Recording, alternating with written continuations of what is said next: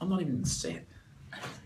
Hey everybody, welcome to Facebook Live today. It's Wednesday and we've got an awesome topic for you to view, listen to today. Listen to exactly as Yes, so today's problem that we're going to tackle... We're getting better at the topics. I think so too. Yeah, so what is this one? Today's topic is going to tackle how you get your ideas for content from your headspace to your web space. I like it. Thank you. So 5 tips to get stuff in your head to stuff into cyberspace. It's a problem that we have. Lots of customers just haven't got the time to kind of sit down and type away.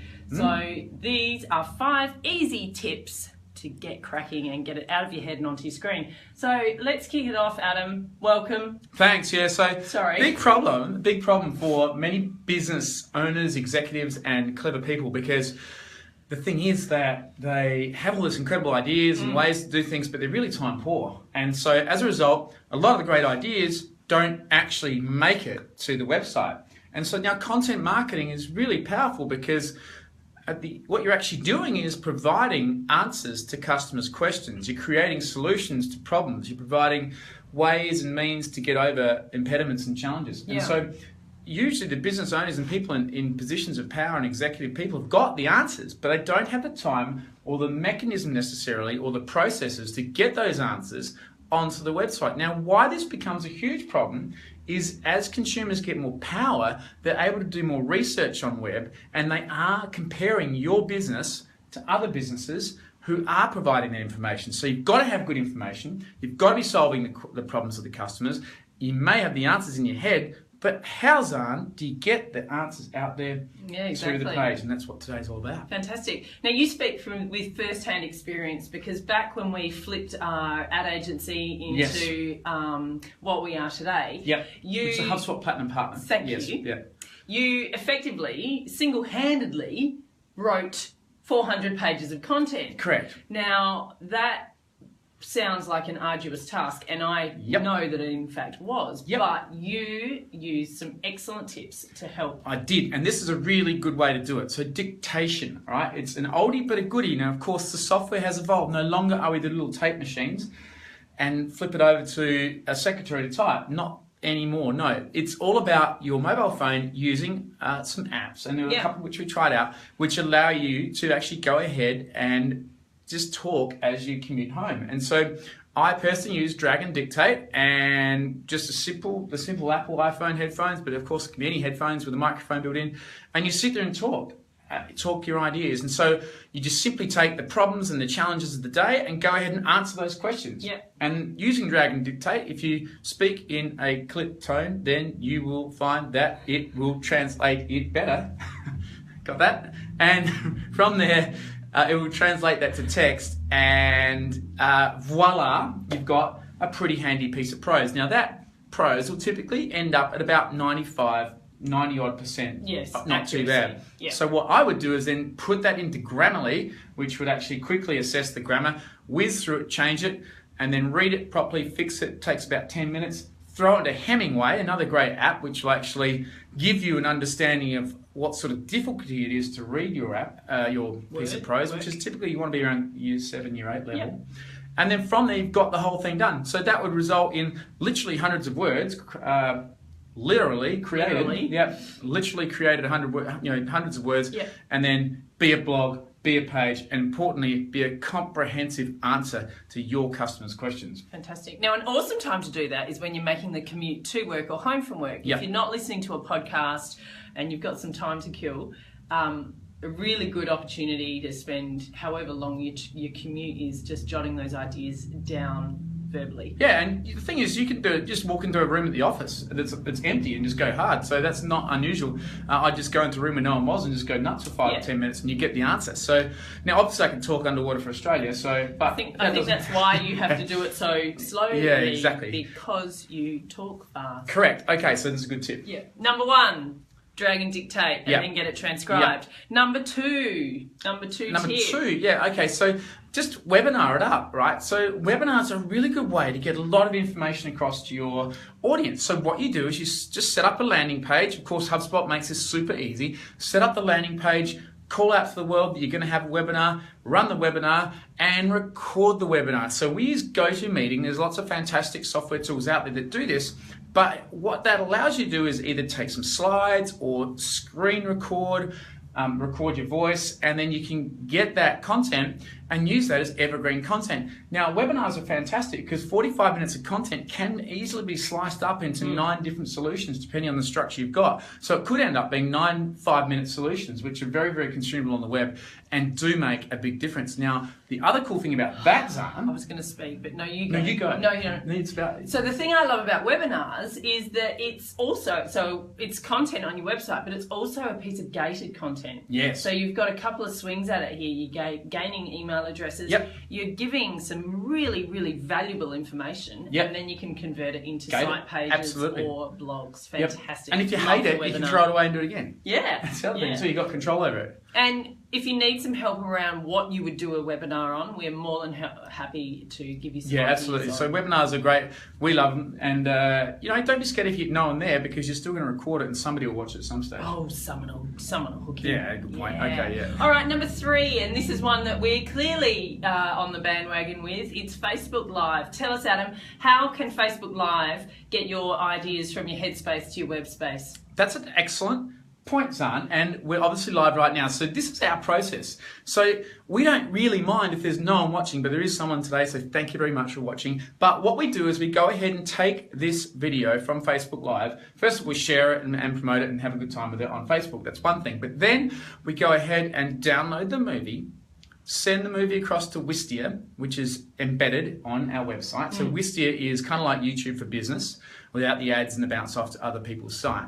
And so that then allows us to have a video on our site, and the Kingdom Live is where you see them all. But we also whiz that transcript off to a transcribing service, and they will return the words of wisdom, this exact recording, and then we go ahead and rework that again into ebooks or other blogs or other pull quotes in other areas or repurpose to social media. And then we also send the video to YouTube and use that text we created on the YouTube channel. So we're talking like, 6 swings of content? Yeah. All of it helping search, all of it solving problems. So this is a great trigger. Now, the daily live show we have is a wonderful way for us to start getting content on a daily basis. Out goes the blog tonight, every day, lots of content, lots of cool stuff to search. Got to do it. Well, and when you look back and think that this is our 51st episode of We need to count them actually a lot. That's 51 extra swings at content. Absolutely. Which is fantastic. Totally. And it's really not taken us a great deal of effort. Yeah, and our listeners are still with us. Which you might be able to see. Okay. All right, and the fourth tip. Fourth tip.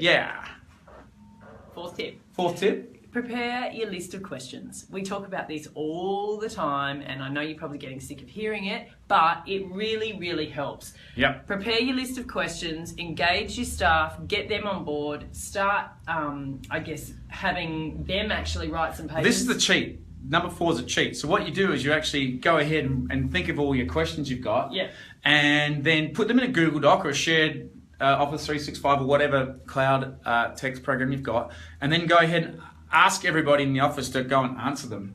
And so you get everyone else to answer the questions. This is a good one though, because the keen will get out there and start having, and then you discover some stuff that you didn't even know about your business. So get that list of questions, get your staff on board, get your team members together.